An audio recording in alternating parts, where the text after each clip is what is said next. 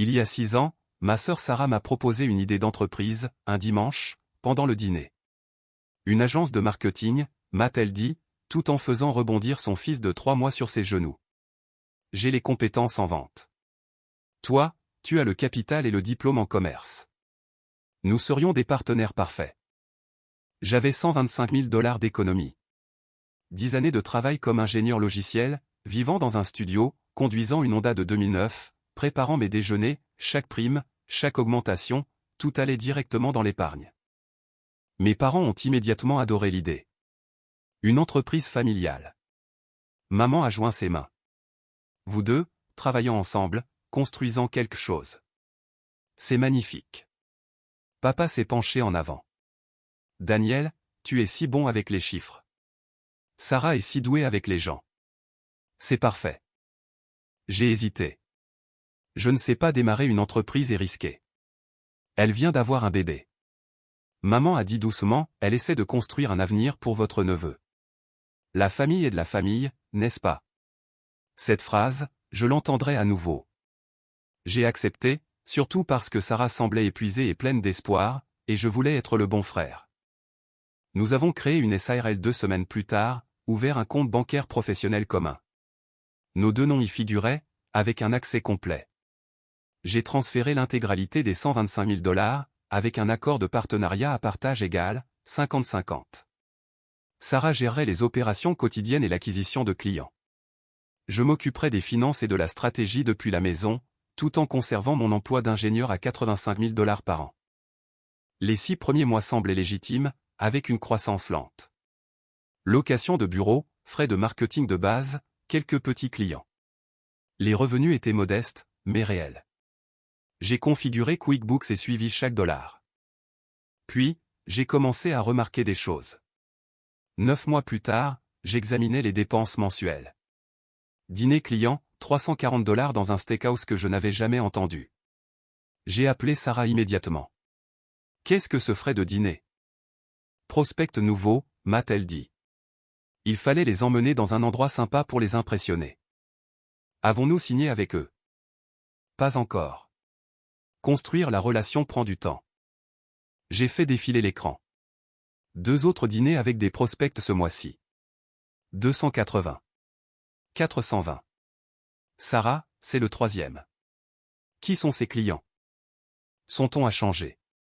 C'est moi qui fais le vrai travail de vente ici, Daniel. Tu dois faire confiance au processus. J'ai laissé tomber, mais j'ai continué à surveiller. 2 semaines plus tard, fourniture de bureau, 8,90 $ chez Nordstrom. Je lui ai envoyé une capture d'écran par SMS. Fourniture de bureau chez Nordstrom. Cadeau de marque pour les prospects, a-t-elle répondu. Développement de relations clients. Montre-moi la liste des clients qui reçoivent ces cadeaux. Arrête de me surveiller de trop près. Je n'ai pas répondu. Je suis monté dans ma voiture et j'ai conduit jusqu'à l'adresse professionnelle de Way, qu'elle avait indiquée comme notre bureau. J'ai trouvé un espace de hot desk. 200 $ par mois. Pas de matériel de marque nulle part. La réceptionniste m'a reconnu grâce au papier de la SARL. Oh, le frère de Sarah. Elle vient une fois par semaine, peut-être. Je suis resté là, fixant le bureau vide. Elle mentait. Ce dimanche-là, au dîner de famille, j'ai abordé le sujet. Je suis allé au bureau, ai-je dit à Sarah devant nos parents. Il n'y a pas de matériel marketing. Où va réellement l'argent? Le visage de Sarah est devenu rouge. Tu m'as espionné. J'ai vérifié les dépenses professionnelles. Nous avons dépensé 8 000 $ en 3 mois pour des choses que je ne peux pas justifier. Papa est intervenu. Daniel, tu es trop contrôlant. Je suis responsable. Maman a secoué la tête. Développer des relations clients demande un investissement. Tu dois faire confiance à ta sœur. Sarah a croisé les bras. Je me tue au travail pour bâtir cette entreprise pendant que toi, tu restes confortablement à ton poste, remettant en question chacune de mes décisions. J'ai essayé une autre approche. Bien. Alors je veux des rapports de dépenses hebdomadaires avec reçu. C'est une pratique commerciale standard. Je ne suis pas ton employé. La voix de papa est devenue ferme. Vous êtes partenaire. Les partenaires se font confiance. 3 contre 1. J'ai quitté ce dîner sachant que j'avais perdu le vote avant même qu'il ne commence. À l'aube de la deuxième année, les dépenses mensuelles atteignaient 12 000 à 15 000 $. Les revenus, eux, restaient entre 3 000 et 5 000 $. Je ne faisais plus confiance à Sarah. J'ai mis en place des alertes bancaires sur mon téléphone. Notification par email pour toute transaction supérieure à 5 cents $. Résumé du solde quotidien. J'ai téléchargé l'application mobile et je la consultais chaque matin avant d'aller travailler. J'ai vu le solde chuter. 125 000 $ sont devenus 118 000, puis 109 000, puis 95 000. Chaque transfert avait une explication lorsque j'appelais, virement pour la nouvelle assistante, investissement dans une campagne marketing, acompte pour l'agrandissement du bureau. Mon avocat m'a dit que j'étais coincé. L'accord de partenariat exigeait un consentement mutuel pour être dissous. Je ne pouvais pas simplement retirer mon argent. Je ne pouvais pas geler le compte sans ordonnance du tribunal. Sarah m'avait légalement piégé. Au 18e mois, le solde est tombé à 73 000 $, soit une perte de 52 000 $ par rapport à mon investissement initial. Lundi matin, alerte, virement de 5 000 $ vers le compte personnel de S. Patterson. Je l'ai appelé. Pourquoi as-tu juste transféré 5 000 $ sur ton compte personnel? Remboursement des dépenses que j'ai payées avec ma carte de crédit. Quelles dépenses? Montre-moi les reçus.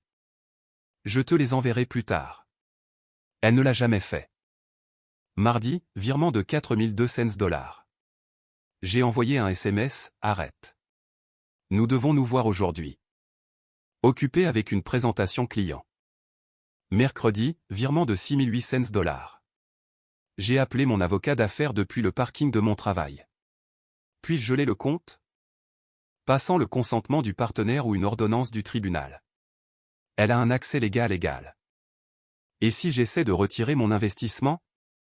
Votre accord de partenariat bloque la dissolution unilatérale. Il vous faudrait son approbation ou une ordonnance d'un juge. J'étais assis dans ma voiture, fixant mon téléphone. J'étais piégé.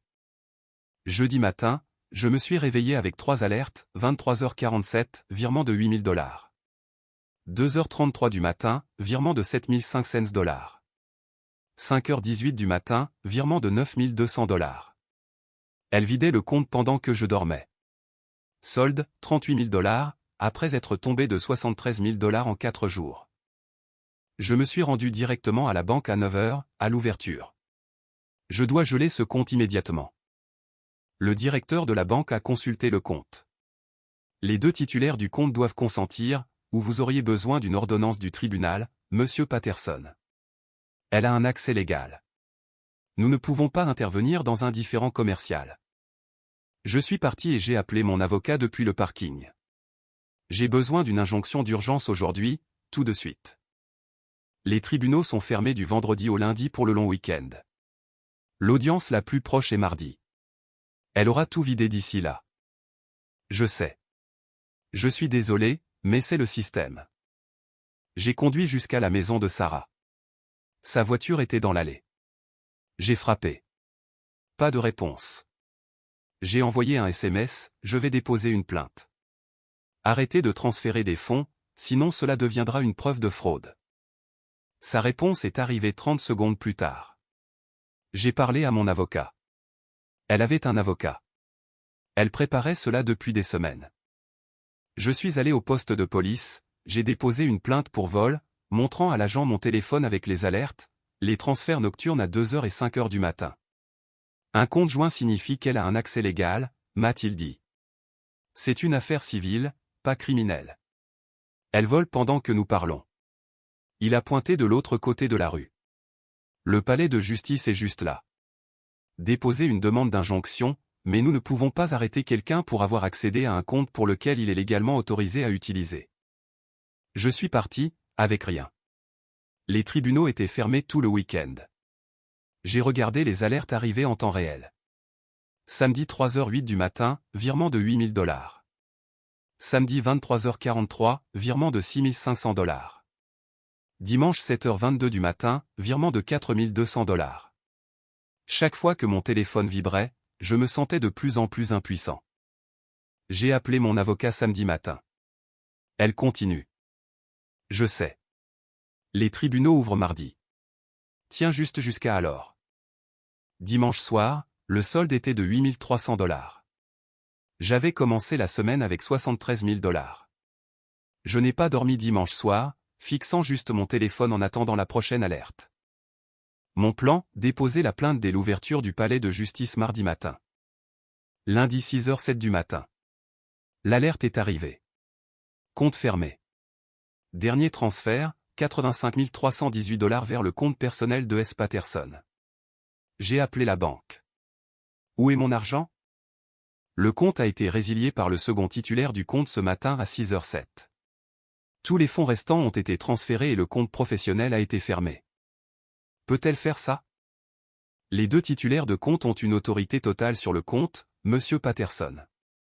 J'ai enfilé des vêtements et j'ai conduit jusqu'à la maison de Sarah. 6h45, j'ai frappé violemment à la porte. Elle a ouvert en peignoir. Partez, ou j'appelle la police. Tu as tout pris. Je déposais une plainte aujourd'hui. Elle a souri. Un vrai sourire. Tu ne peux pas poursuivre en justice un compte professionnel qui n'existe plus. J'ai déposé le bilan 1 heure avant. Vérifie tes emails. Je suis resté là, figé, la fixant. Elle a claqué la porte au nez. J'ai vérifié mes emails, assis dans son allée. Horodaté 6h32. Chapitre 7, dépôt de bilan. Patterson Marketing Solutions LLC. Elle avait tout chronométré parfaitement. Elle avait vidé le compte pendant le long week-end où les tribunaux étaient fermés. Elle avait déposé le bilan lundi matin avant que je ne puisse déposer ma plainte. Elle avait fermé le compte pour que je ne puisse pas obtenir d'injonction. Elle était conseillée par un avocat qui l'aidait à planifier cela depuis des semaines, peut-être des mois. J'ai appelé mon avocat. Elle a déposé le bilan ce matin. Silence à l'autre bout. Alors, cela fait de vous un créancier non garanti dans la faillite. Vous recevrez des miettes sur le dollar. Peut-être rien. J'ai regardé comment elle volait 125 000 $ en temps réel, et je n'ai pas pu l'arrêter. Bienvenue au droit des sociétés. Je suis vraiment désolé. J'ai conduit chez mes parents cet après-midi-là. J'étais éveillé depuis 36 heures d'affilée, regardant mes économies disparaître dans des alertes. Ils savaient déjà. Sarah les avait appelés. Elle a tout volé, ai-je dit, au moment où papa ouvrait la porte. J'ai essayé de l'arrêter. La police, les avocats, la banque. Personne n'a pu aider. Le visage de papa s'est durci.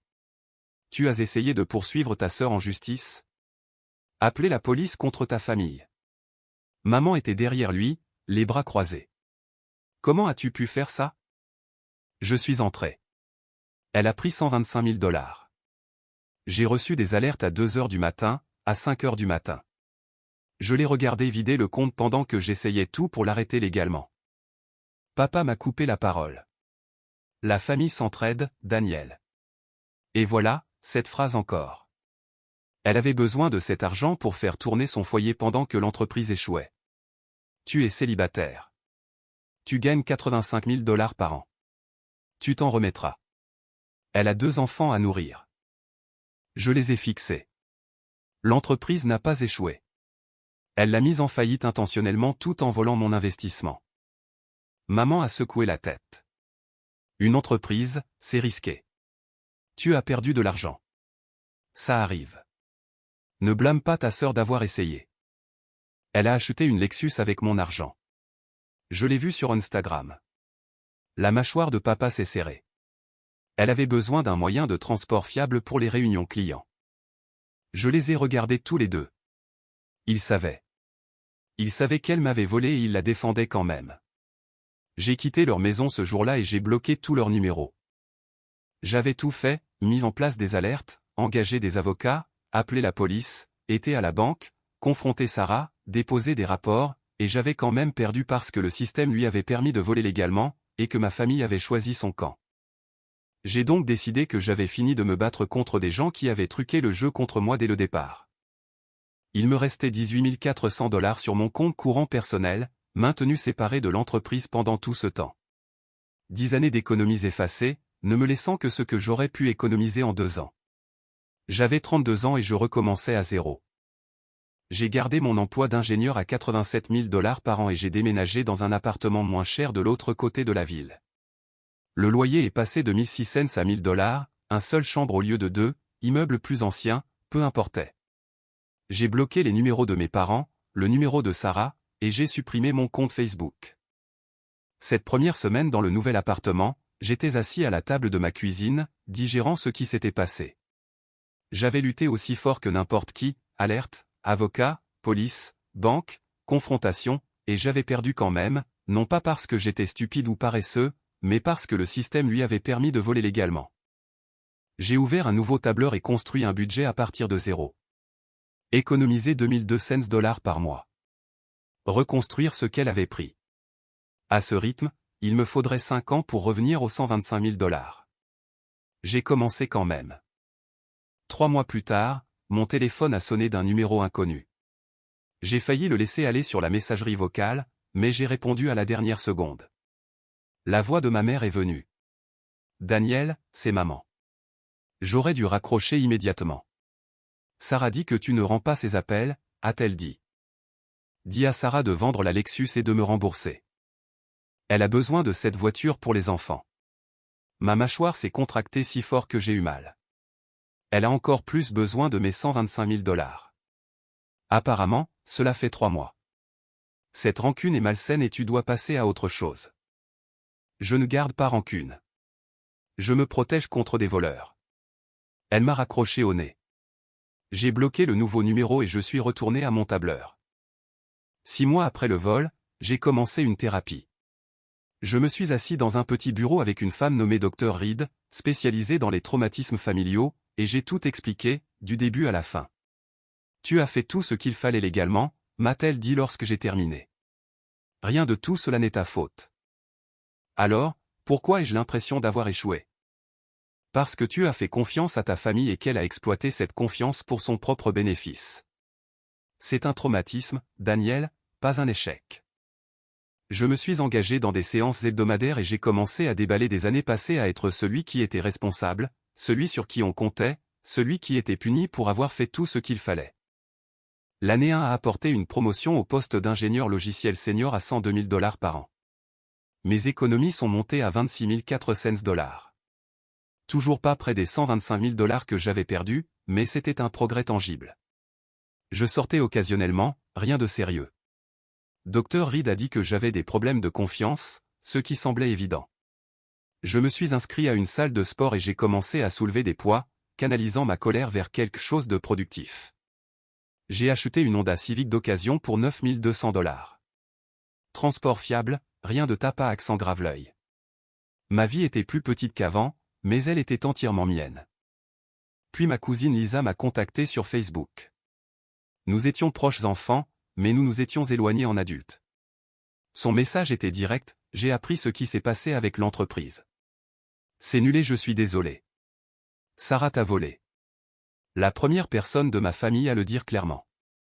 J'ai répondu par message, ouais, c'est le cas. Je suis désolé. Lisa a écrit, pour ce que ça vaut, tout le monde ne croit pas leur version des faits. Leur version? Il racontait à tout le monde que j'avais abandonné le partenariat et blâmé Sarah quand mon idée d'entreprise avait échoué. Je voulais que tu le saches. J'ai fixé l'écran de mon ordinateur portable. Bien sûr, il réécrivait l'histoire. J'étais l'entrepreneur raté qui faisait de sa sœur innocente un bouc émissaire. Lisa est devenue mon seul contact familial après cela, m'envoyant des mises à jour occasionnelles sans forcer la réconciliation. J'ai fait des captures d'écran de nos conversations comme de petites validations que je ne devenais pas fou. L'année 2, Lisa m'a envoyé des captures d'écran de la fête du 35e anniversaire de mariage de mes parents, à laquelle je n'avais pas été invité. La photo montrait Sarah avec ses 2 enfants, mes parents, mes tantes, oncles et cousins. Une grande famille heureuse. La légende de maman disait, reconnaissante pour les enfants qui se montrent. La famille est tout. La pique passive-agressive était parfaitement claire. Quelqu'un a commenté en demandant où j'étais, et maman a répondu, il est sur son propre chemin. Nous prions pour lui. J'ai sauvegardé les captures d'écran, sans commenter ni réagir. Méthode du Grey Rock, le conseil de Dr Reed pour ne pas leur donner d'arguments. L'année 3. J'ai rencontré Émilie lors d'un barbecue d'amis du travail. Elle était graphiste, 33 ans, récemment arrivée en ville pour un emploi. Nous avons parlé pendant 3 heures d'affilée de tout, sauf des drames familiaux. Le rendez-vous café de la semaine suivante a mené à un dîner la semaine d'après, et à la fin du mois, nous passions chaque week-end ensemble. Elle m'a parlé de ma famille un dimanche matin, au petit déjeuner. Tu les vois souvent? Non. Ma sœur m'a volé 125 000 $, et mes parents l'ont défendu. J'ai attendu la réaction habituelle, les platitudes, le discours sur la famille, les suggestions de pardonner et d'aller de l'avant. Émilie a posé sa tasse de café et m'a regardé droit dans les yeux. C'est horrible. Je suis vraiment désolé que cela te soit arrivé. Pas de jugement, pas de positivité toxique, juste une validation simple. Je l'ai laissé entrer après cela. La première personne à qui j'ai vraiment fait confiance depuis le vol, 3 ans plus tôt. À la fin de l'année 3, j'avais une autre promotion au poste d'ingénieur logiciel principal, à 102 000 $ par an. Mes économies atteignaient 26 400 $, encore loin des 125 000 $ que j'avais perdus, mais c'était un progrès tangible. Je sortais occasionnellement, rien de sérieux. Dr Reed a dit que j'avais des problèmes de confiance, ce qui me semblait évident. Je me suis inscrit à une salle de sport et j'ai commencé à soulever des poids, canalisant ma colère vers quelque chose de productif. J'ai acheté une Honda Civic d'occasion pour 9 200 $. Un moyen de transport fiable, rien de clinquant. Ma vie était plus modeste qu'avant, mais elle était entièrement mienne. Puis ma cousine Lisa m'a contacté sur Facebook. Nous avions été proches enfants, mais nous nous étions éloignés en adultes. Son message était direct, j'ai entendu parler de ce qui s'est passé avec l'entreprise. C'est vraiment nul et je suis désolé. Sarah t'a volé. La première personne dans ma famille à le dire clairement. J'ai répondu par message, oui, c'est le cas. Je suis désolé.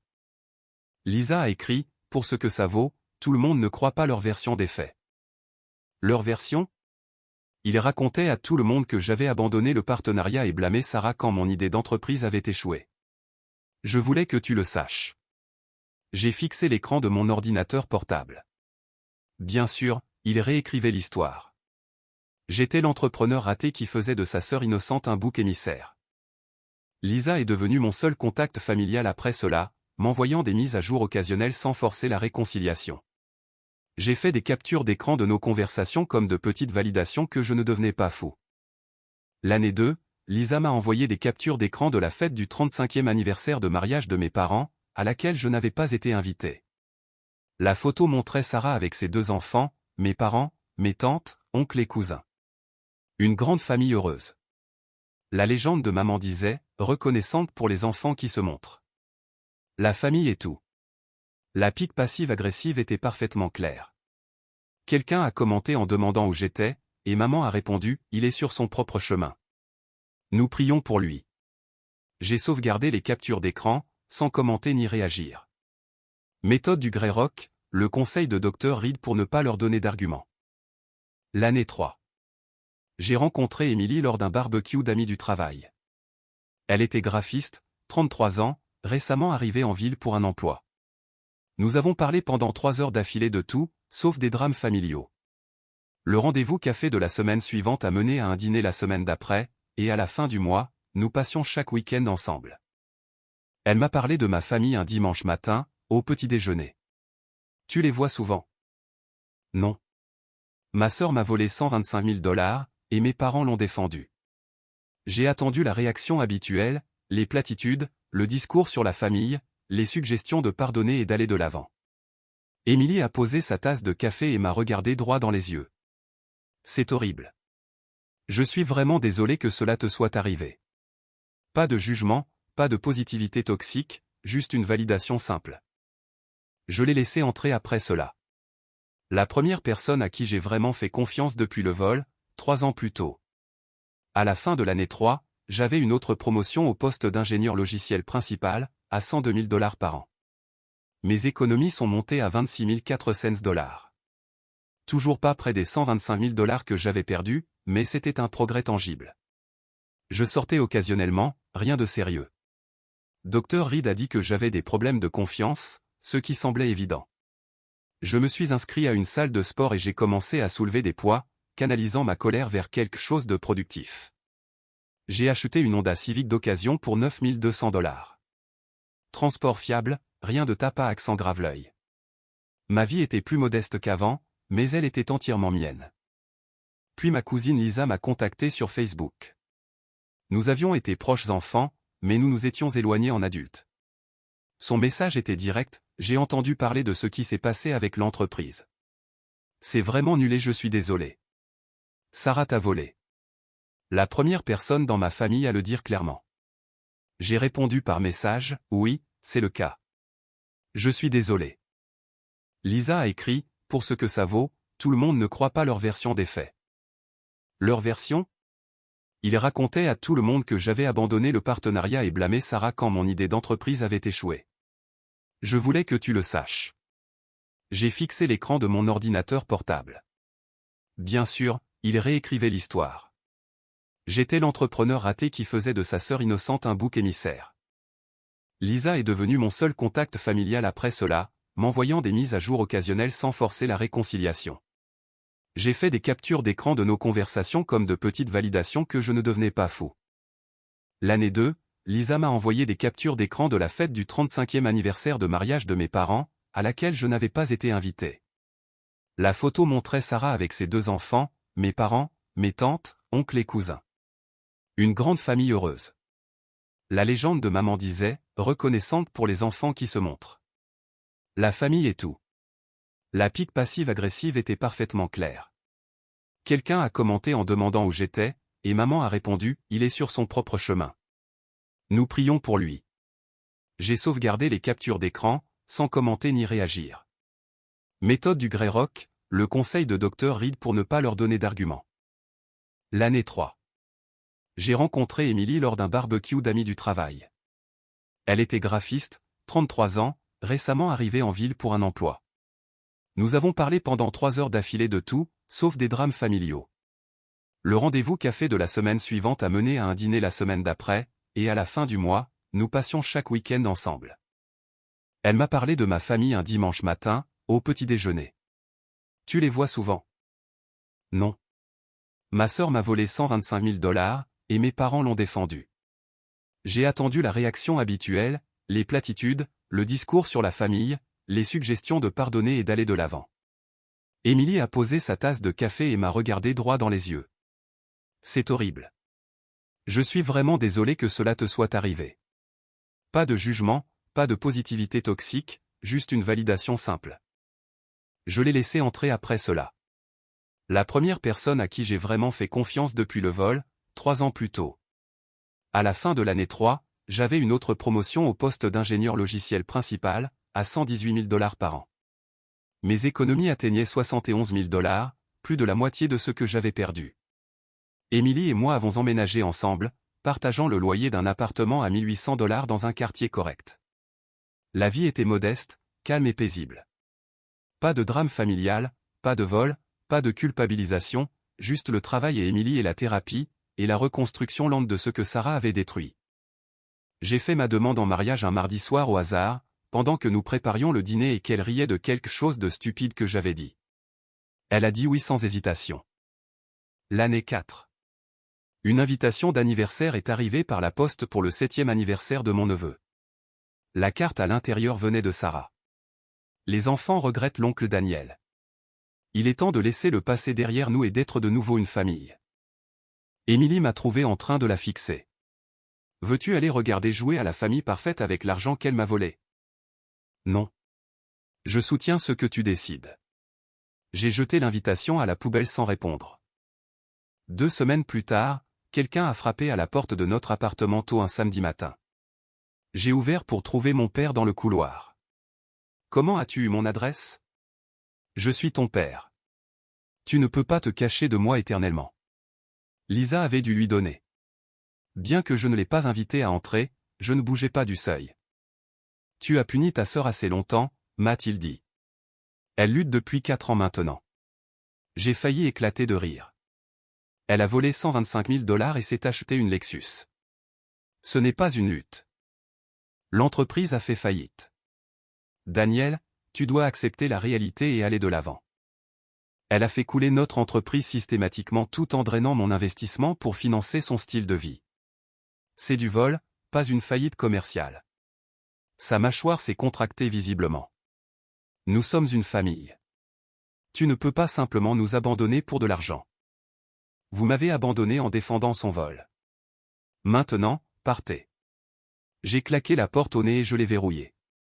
Il a crié contre la porte pendant 5 minutes sur le fait que j'étais ingrat et que je gardais rancune et que je faisais de la peine à ma mère, mais il est finalement parti. Émilie se tenait dans le couloir derrière moi. Tu vas bien? Oui, je vais bien. Rien n'avait changé en 4 ans. Pas d'excuses, pas de prise de responsabilité. Il défendait toujours le vol de Sarah comme un échec commercial légitime. L'année 5 est arrivée, Émilie et moi fixions une date de mariage pour une petite cérémonie avec la famille proche. La sienne, pas la mienne. J'avais 37 ans, je gagnais 128 000 $ comme ingénieur principal avec 89 000 $ d'économie. Encore 36 000 $ de moins que ce que Sarah avait volé, mais j'y arriverai un jour. La vie était vraiment bonne, stable et paisible. Lisa envoyait des nouvelles occasionnelles sur la rénovation de la cuisine de Sarah et la santé de mes parents, et je ne ressentais absolument rien en entendant parler d'eux. Ni colère, ni tristesse, juste une indifférence totale. C'étaient des étrangers qui partageaient mon ADN par hasard. Puis octobre est arrivé et a tout changé. J'étais au travail quand mon téléphone a vibré avec un numéro inconnu. J'ai failli le laisser sur la messagerie vocale, mais quelque chose m'a fait répondre. Daniel. La voix de maman, mais différente. Pas en colère ou manipulatrice. Vraiment en pleurs. Mon estomac s'est effondré instantanément. Qu'est-ce qui s'est passé? C'est Sarah. Elle a eu du mal à prononcer les mots. Elle est vraiment malade. Je me suis levé de mon bureau et j'ai marché rapidement vers une salle de conférence vide. Quel genre de maladie? Cancer. La voix de maman s'est complètement brisée. Leucémie. Myéloïde aiguë. Stade 3. Les médecins ont fait des tests pour la greffe de moelle osseuse dans toute la famille. Je me suis assis lourdement sur une chaise de conférence, sachant exactement où cela allait mener. Aucun d'entre nous ne correspond. Ton père est trop vieux pour être un donneur viable. Mike n'est pas compatible et les enfants sont trop jeunes pour la procédure. Le silence a rempli la ligne entre nous. Ils t'ont testé via les bases de données des dossiers médicaux dans le cadre du protocole standard de recherche de correspondance familiale, a continué maman. J'ai fermé les yeux. Tu es une correspondance parfaite, Daniel. 10 sur 10 de compatibilité HLA. Le médecin dit que c'est extrêmement rare. La voix de maman s'est brisée complètement lorsqu'elle a porté le coup de grâce. Daniel, tu es le seul qui puisse sauver sa vie. Elle a été diagnostiquée il y a 3 semaines, a dit maman en sanglotant au téléphone. Leucémie myéloïde aiguë, stade 3. C'est agressif. Je me tenais dans la salle de conférence vide au travail, regardant par la fenêtre le parking en dessous. Sans greffe de moelle osseuse, les médecins disent 6 à 8 mois, a continué maman.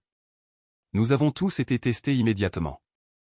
Moi, ton père, Mike, même les enfants quand ils auront 18 ans, mais ils sont trop jeunes maintenant. Et personne ne correspondait. Ton père est trop vieux pour être un donneur viable. Le reste d'entre nous n'est pas compatible. Sa voix s'est brisée à nouveau. Mais ils t'ont testé via les bases de données des dossiers médicaux. Protocole standard pour les membres de la famille. Daniel, tu es une correspondance HLA 10 sur 10. Compatibilité parfaite. J'ai fermé les yeux. Vas-tu te faire tester officiellement, s'il te plaît? Viens juste à l'hôpital pour confirmer. Elle a volé 125 000 $ il y a 5 ans, et maintenant vous voulez ma moelle osseuse. C'est une question de vie ou de mort, Daniel. Oublie l'argent. Ma main s'est serrée sur le téléphone. J'ai besoin de temps pour réfléchir. Elle n'a pas le temps. Chaque semaine sans traitement, ses chances diminuent. Alors elle aurait dû y penser avant de mettre notre entreprise en faillite. J'ai raccroché et je suis resté là un long moment avant d'appeler Émilie. Ce soir-là, à la maison, j'ai tout raconté à Émilie. Émilie était assise en face de moi à la table de la cuisine, écoutant sans m'interrompre jusqu'à ce que j'ai fini. Que allez-vous faire? A-t-elle demandé doucement. Je ne sais pas. Une partie de moi veut refuser immédiatement et ne jamais regarder en arrière. Et l'autre partie, elle se souvient que c'est ma sœur, qu'elle a 2 enfants qui grandiraient sans leur mère. Dire non fait de moi un complice si elle meurt, même si je ne lui ai pas donné le cancer. Émilie a tendu la main par-dessus la table et a pris la mienne. Tu n'es pas non plus obligé de sauver quelqu'un qui t'a systématiquement détruit financièrement et qui ne s'est jamais excusé. Mais si je ne le fais pas et qu'elle meurt, je passerai le reste de ma vie à me demander si j'étais le méchant dans cette histoire, ou tu sauras que tu avais des limites et que tu les as appliquées même quand c'était difficile. Après le dîner, j'ai sorti mon ordinateur portable et j'ai commencé à faire des recherches. Procédure d'extraction de moelle osseuse. Anesthésie générale. Aiguille insérée dans l'os de la hanche. 2 à 4 heures de chirurgie. Temps de récupération entre 2 et 4 semaines avec douleur et courbature au site d'extraction. Risque. Infection au site. Complications liées à l'anesthésie. Cas très rares de lésions nerveuses. Taux de complication global inférieur à 3%. Taux de succès avec une correspondance HL à 10 sur 10, 70 à 80% de survie à 5 ans pour les patients atteints de leucémie myéloïde aiguë. Donc, risque minimal pour moi, forte probabilité de sauver sa vie. D'une manière ou d'une autre, cela a rendu la décision plus difficile au lieu de la facilité. J'ai appelé Lisa vers 22 h ce soir-là. « Étais-tu au courant pour Sarah ?» ai-je demandé quand elle a répondu. « Oui, maman m'en a parlé la semaine dernière. » « C'est grave, Daniel. Je suis vraiment désolé qu'ils te mettent ça sur le dos. Suis-je mauvais si je dis non ?» Lisa est restée silencieuse un instant. « Non, c'est ton corps et ton choix, mais elle pourrait vraiment mourir sans ça. » Je sais. 2 jours plus tard, quelqu'un a frappé à la porte de notre appartement en début de soirée. J'ai ouvert pour trouver maman, papa et un homme dans la cinquantaine portant une blouse blanche avec un badge d'hôpital.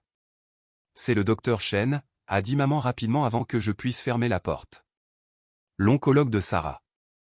Nous avons juste besoin de 10 minutes de votre temps.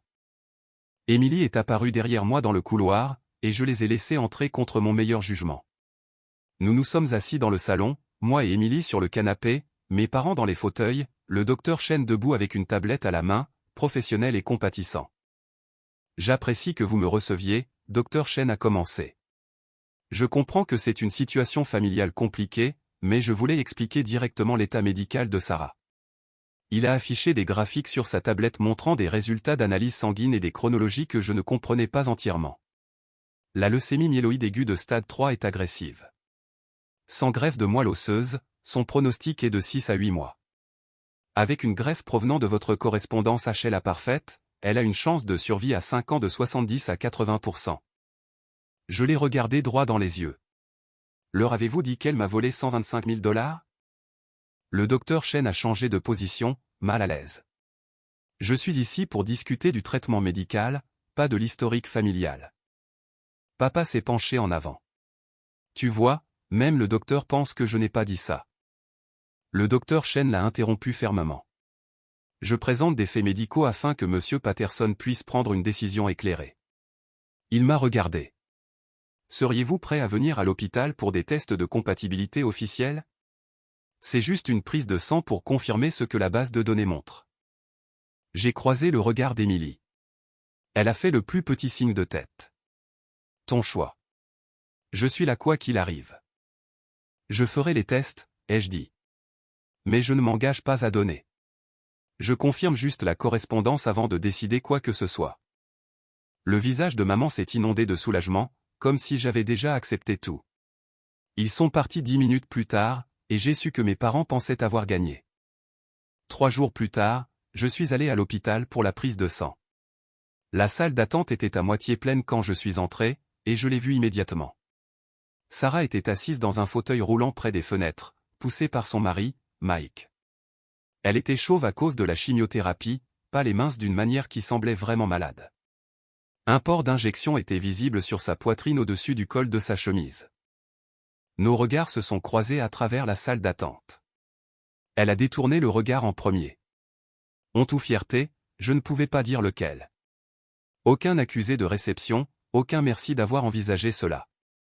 Aucune excuse pour les 125 000 $ qu'elle avait volés. Mike m'a vu et son visage s'est durci en un regard noir, comme si j'étais le méchant qu'il avait mis dans ce fauteuil roulant. Je me suis enregistré au bureau, j'ai fait prélever mon sang en 5 minutes, et je suis parti sans dire un mot à l'un ou à l'autre.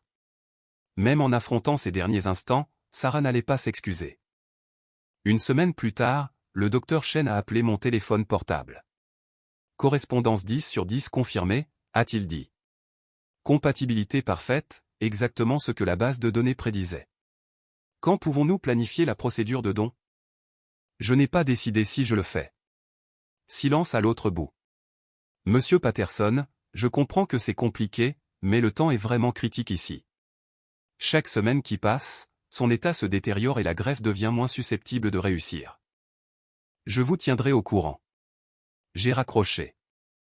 Cet après-midi-là, j'ai été ajouté à un chat de groupe familial que je n'avais jamais demandé à rejoindre. Message de maman, le docteur a confirmé que Daniel est une correspondance parfaite. Dieu a répondu à nos prières. Papa, nous planifions le don pour 2 semaines à partir d'aujourd'hui.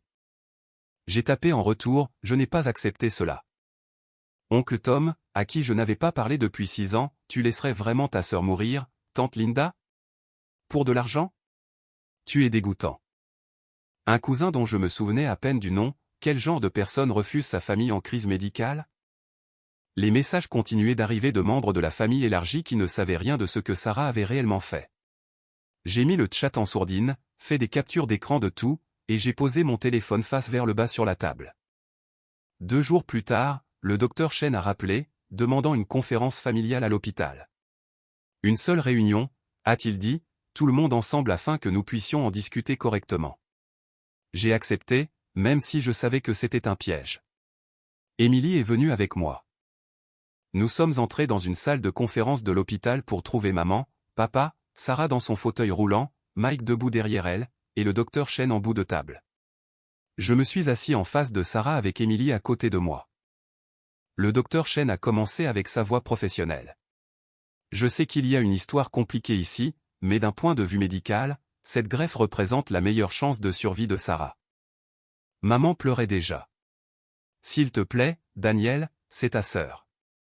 La voix de papa était ferme. La famille se pardonne. Il est temps de le faire.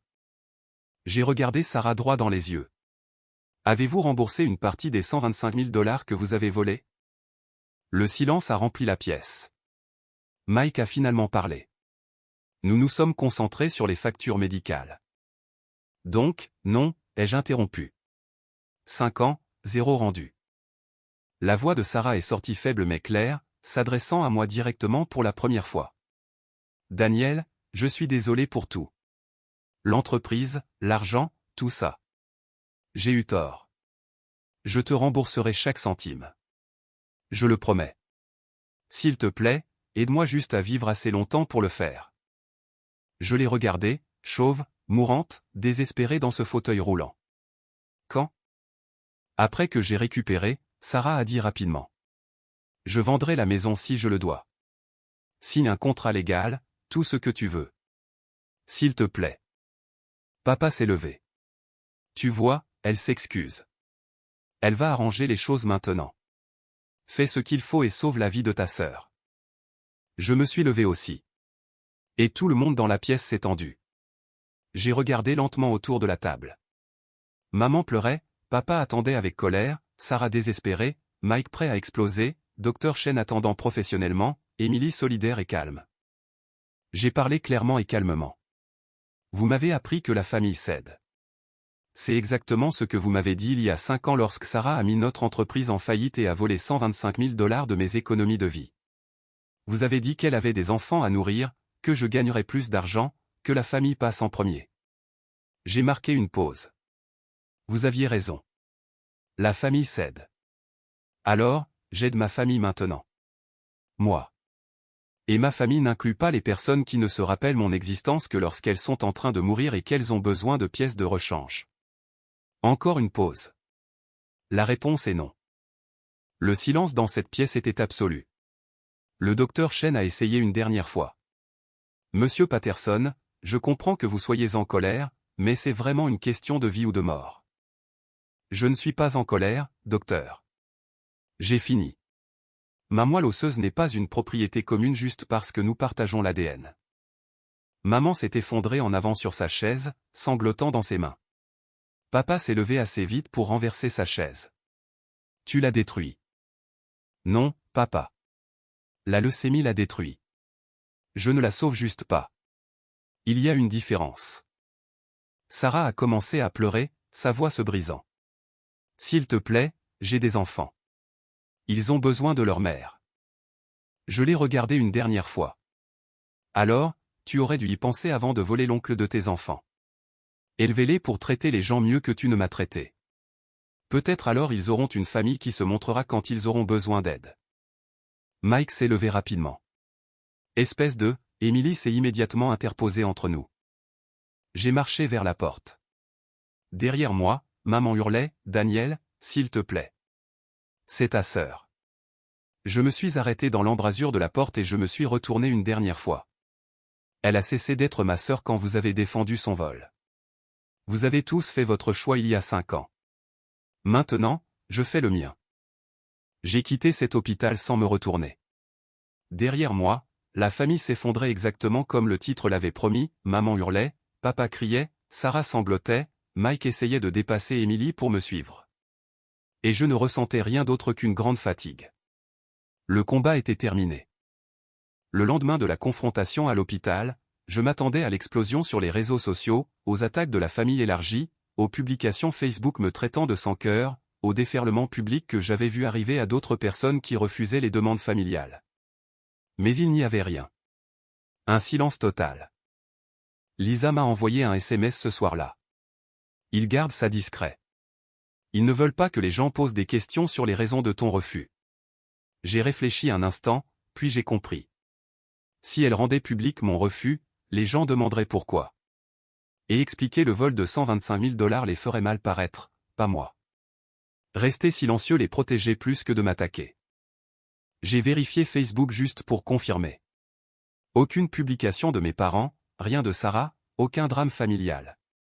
Ils avaient choisi le silence. Lisa m'a appelé le même soir. J'ai entendu ce qui s'est passé à l'hôpital, a-t-elle dit. Je suis complètement de ton côté. Tu ne penses pas que je suis un monstre? Non, elle t'a volé. Ton corps t'appartient. Fin de l'histoire. Et Daniel, mes parents sont d'accord. Ton oncle et ta tante se souviennent clairement de la situation de l'entreprise. Au cours des jours suivants, j'ai reçu des SMS discrets de la famille de mon père. Oncle Jim, tu as fait ce qu'il fallait. Ne les laisse pas te culpabiliser. Tante Carole, ton corps n'est pas la propriété de la famille. Nous te soutenons. Un cousin au 3e degré dont je me souvenais à peine, j'ai entendu la vraie histoire. Tu as raison. 3 ou 4 parents au total. Aucun n'était prêt à le dire publiquement, mais tous me contactaient en privé pour dire qu'ils comprenaient. J'ai sauvegardé chaque message comme une preuve que je ne devenais pas fou. Émilie a tout raconté à ses parents ce week-end-là. 2 jours plus tard, la mère d'Émilie m'a appelé directement. Émilie m'a tout expliqué, a-t-elle dit. Le vol de l'entreprise, la faillite, maintenant la situation de la moelle osseuse. Je me suis préparé au discours sur le pardon et l'obligation familiale. Nous te soutenons complètement. Ce qu'ils t'ont fait était un vol, et tu ne leur dois pas ton corps en plus de l'argent qu'ils ont volé. Ma gorge s'est serrée de façon inattendue. Ta famille maintenant, Daniel, a-t-elle continué? Notre famille, et nous sommes là pour toi. Le père d'Émilie a pris la parole. Elle a raison. Tu n'as rien fait de mal. Ce soir-là, le frère d'Émilie m'a envoyé un SMS, mec, va te faire voir ta sœur. Tu es solide. Toute la famille d'Émilie, parents, 2 frères et sœurs, même sa grand-mère soutenait ma décision sans hésitation ni condition. Pour la première fois en 5 ans, j'avais l'impression d'avoir une vraie famille. J'ai pleuré au téléphone avec la mère d'Émilie et je n'en avais pas honte.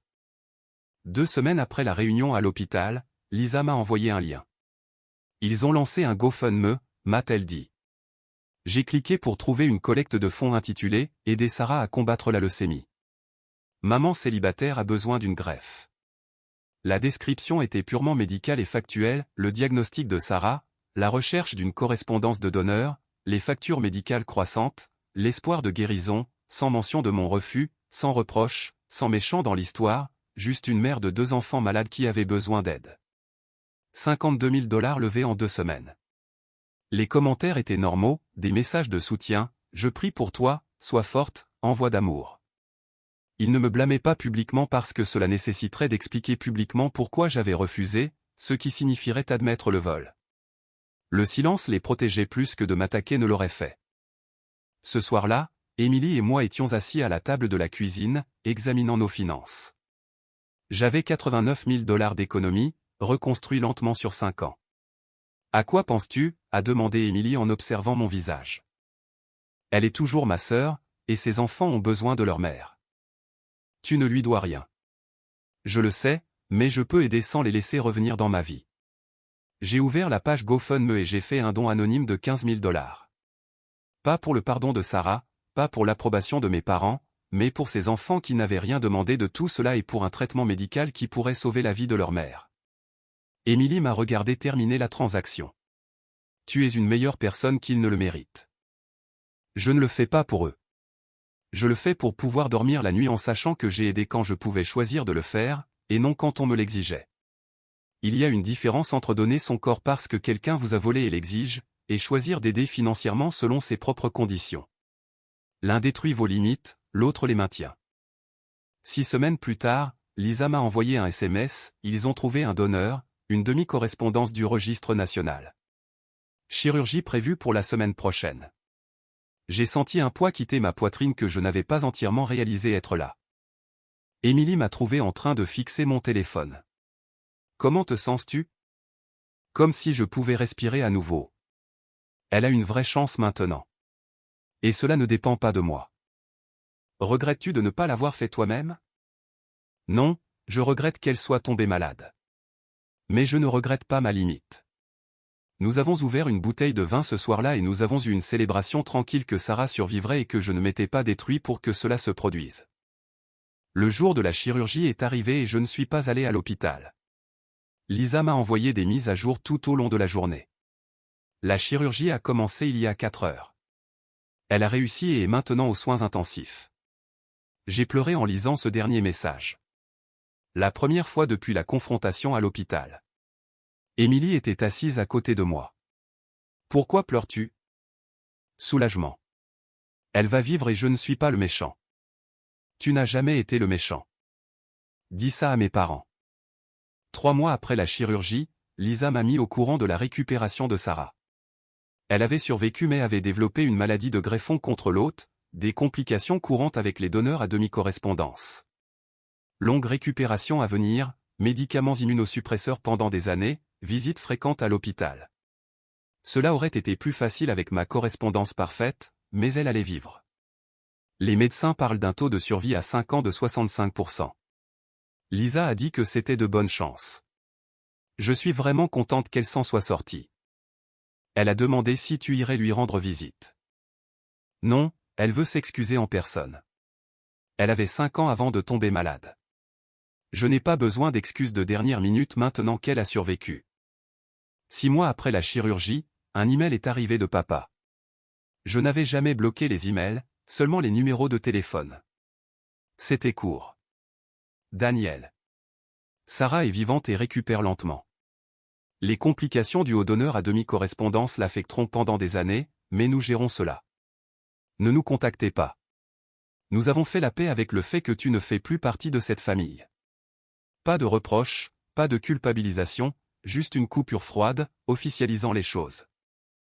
J'ai lu 2 fois, sauvegardé dans un dossier, et j'ai fermé mon ordinateur portable. Émilie a levé les yeux de son livre.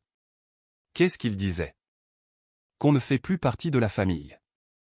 Comment ça te semble ? Comme si c'était enfin officiel. Et honnêtement, ça va. 1 an plus tard, Émilie et moi nous sommes mariés. Petite cérémonie avec 30 personnes. Toute la famille d'Émilie et quelques amis. Lisa est venue comme mon seul parent de sang.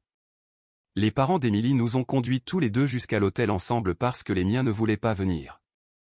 J'avais 38 ans, promu directeur d'ingénierie senior à 152 000 $ par an avec 94 000 $ d'économie après le don anonyme et les frais de mariage. Nous avons acheté une petite maison de 2 chambres dans un quartier calme. La vie était stable, paisible et vraiment bonne. Lisa envoyait des nouvelles occasionnelles, Sarah est stable. Les enfants vont bien à l'école. Les parents vieillissent. J'étais vraiment content qu'ils aillent bien, mais je n'avais plus envie de faire partie de ça. Ce premier Thanksgiving en tant que couple marié, nous sommes allés chez les parents d'Emily. J'étais assis à table entouré de la famille d'Emily, ses parents, son frère et sa femme, sa sœur et ses enfants, sa grand-mère, qui racontait des blagues inappropriées et faisait rire tout le monde. Le père d'Emily s'est levé pour porter un toast avant le dîner. Reconnaissant pour la famille, a-t-il dit en levant son verre. Et Daniel, tu es de la famille. Point final. Nous avons de la chance de t'avoir. La mère d'Emily a ajouté, nous sommes fiers de toi et de la façon dont tu as géré tout ça cette année. Ma gorge s'est serrée et j'ai dû cligner des yeux pour retenir mes larmes. Premier Thanksgiving en 6 ans où je me sentais vraiment désiré à table, pas toléré ou utilisé. J'ai levé mon verre. Reconnaissant pour les personnes qui choisissent la famille au lieu de simplement accepter la biologie. Tout le monde a bu à cela. Je me suis sauvé ce jour-là dans la salle de conférence de l'hôpital. J'ai choisi mes limites plutôt que leur urgence, et mon corps plutôt que leurs exigences. Sarah a survécu, mais avec des complications que je n'ai pas causées et que je ne pouvais pas réparer. La famille est devenue silencieuse, puis m'a officiellement coupé de leur vie. Certaines personnes me qualifieraient de cruel pour avoir refusé. D'autres appellent cela de la préservation de soi. Moi, j'appelle cela le seul choix avec lequel je pouvais vivre. Parce que j'ai appris quelque chose d'important en me reconstruisant après le vol de Sarah et en refusant son exigence de ma moelle osseuse, la meilleure vengeance n'est pas le succès. Ce n'est pas gagner plus d'argent ou prouver qu'ils ont tort, ou étaler votre belle vie devant eux. C'est la paix. Une paix réelle, calme et durable, et une famille qui se montre réellement sans condition. La famille d'Emily m'a accueilli complètement. Aucune urgence requise, aucun paiement exigé, juste un amour et une acceptation sincère. Ses parents m'ont conduit à l'hôtel lors de notre mariage parce que les miens ont refusé de venir. Son frère m'envoie des SMS sur les matchs de football et m'envoie des mèmes stupides qui me font rire. Sa mère appelle juste pour prendre de mes nouvelles, pas parce qu'elle a besoin de quelque chose. Voilà à quoi ressemble une vraie famille. Pas les gens qui m'ont volé 125 000 $, puis ont exigé ma moelle osseuse 5 ans plus tard. Pas les parents qui ont défendu le vol, puis m'ont écarté pour avoir maintenu des limites. La vraie famille se choisit, elle n'est pas assignée par l'ADN. Certains jours, je me demande si Sarah raconte à ses enfants l'histoire de l'oncle qui a refusé de sauver la vie de leur mère, ou si elle leur raconte la vérité sur les raisons de mon absence. La plupart du temps, je suis juste reconnaissant d'avoir fait le choix de me choisir moi-même quand personne d'autre dans ma famille biologique ne l'aurait fait. Ce n'est pas la fin de conte de fées qu'ils voulaient, ni la réconciliation larmoyante qu'ils exigeaient.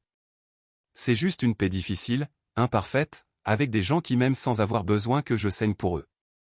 Et après tout, le vol, la faillite, la trahison, les tentatives de culpabilisation, l'exigence de moelle osseuse, l'exil, la paix est plus que ce que j'aurais jamais pensé avoir. Alors, je la prends.